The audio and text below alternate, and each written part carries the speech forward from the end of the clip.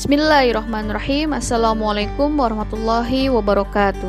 Innal hamdalillah nahmaduhu wa nasta'inuhu wa nastaghfiruh wa na'udzu billahi min syururi anfusina wa min sayyiati a'malina may yahdihillahu fala mudhillalah wa may yudlil fala hadiyalah.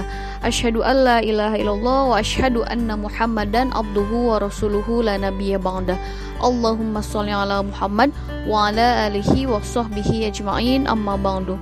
Pertama-tama marilah kita panjatkan puji serta syukur kita tentu hanya kepada Allah yang telah memberikan kita kesempatan hari ini kita bisa senantiasa bersama-sama di majlis ilmu yang mudah-mudahan insyaallah Allah tidak mengurangi ya pahala meskipun lewat media daring, tapi insyaallah mudah-mudahan kita pun mendapatkan pahala yang sama ketika duduk di majlis ilmu insyaallah. Salam marilah kita limpahkan dan curahkan kepada Nabi junjungan kita Muhammad sallallahu alaihi wasallam. Mudah-mudahan kita bisa membersamai beliau di surganya Allah, dan mudah-mudahan kita bisa menjadi umat beliau yang bisa mengajak bersama-sama ke surganya Allah bersama keluarga, sahabat, dan kaum muslimin insyaallah nanti ya. Teman-teman semua yang dirahmati oleh Allah SWT, terima kasih sebelumnya kepada teman-teman sekolah yang telah mengundang saya menjadi pembicara yang bertemakan pendidikan dan pengasuhan bagi ibu bekerja.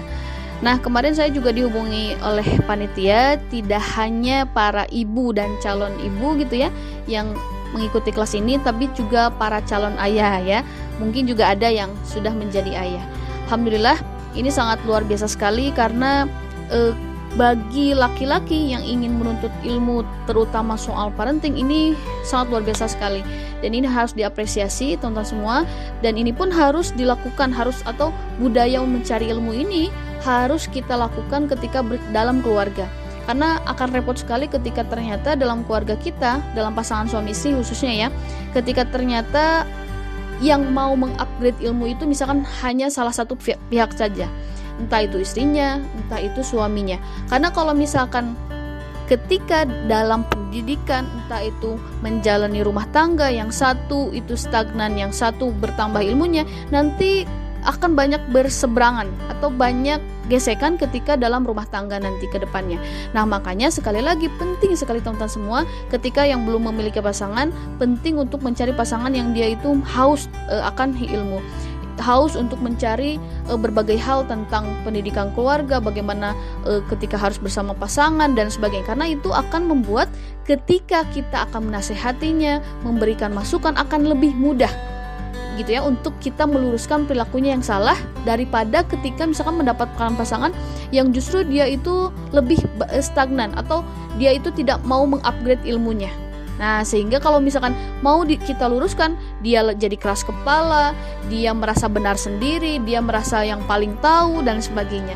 Nah, makanya teman-teman semua, ini menjadi langkah awal gitu ya teman-teman, ketika misalkan punya pasangan yang dia itu ternyata senang mengupgrade ilmu dan sebagainya, ini menjadi pasangan yang sangat potensial ya.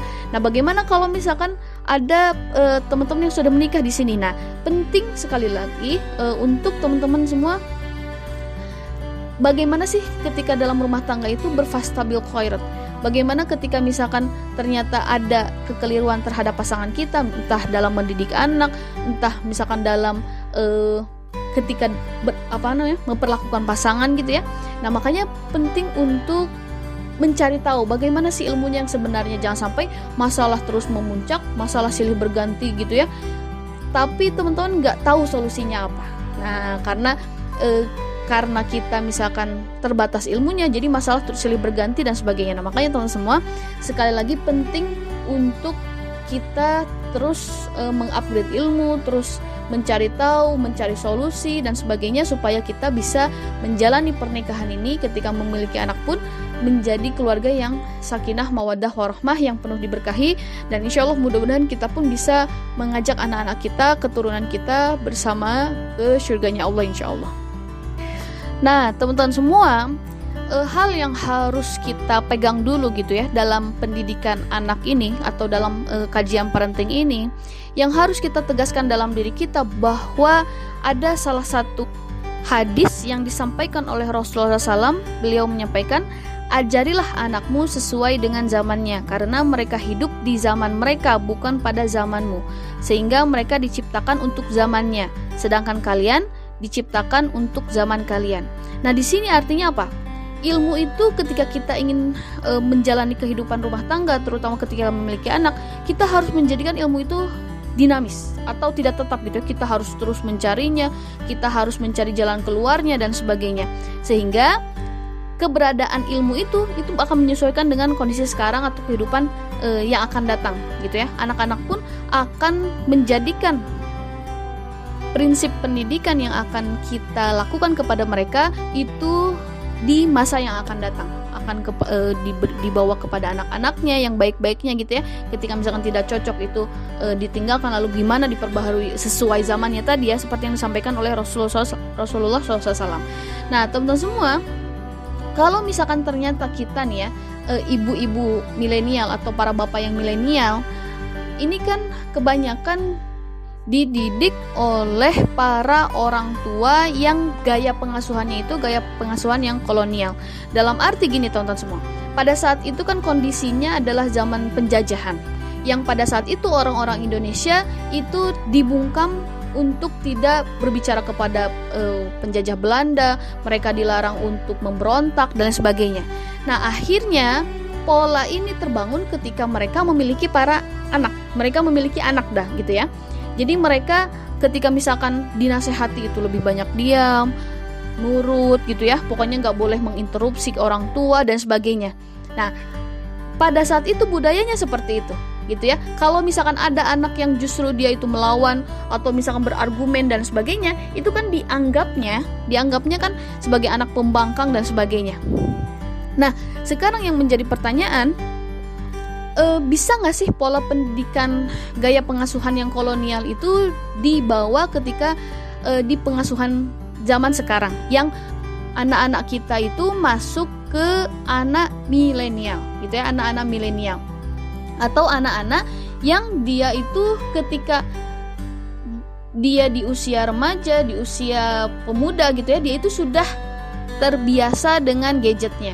Dia sudah bisa cari informasi, dia sudah banyak teman, dia bermedia sosial dan lain sebagainya. Sehingga ketika dia tidak bisa mengungkapkan sesuatu kepada orang tuanya, ketika misalkan pengasuhan orang tuanya itu yang kolonial, yang serba dibungkam dan sebagainya, akhirnya yang terjadi apa? Dia ngomongnya kan keluar gitu ya. Si anak itu malah curhatnya ke orang lain, curhatnya malah di media sosial, malah ngeluh sana sini tentang orang tuanya di Facebook, di Instagram dan sebagainya.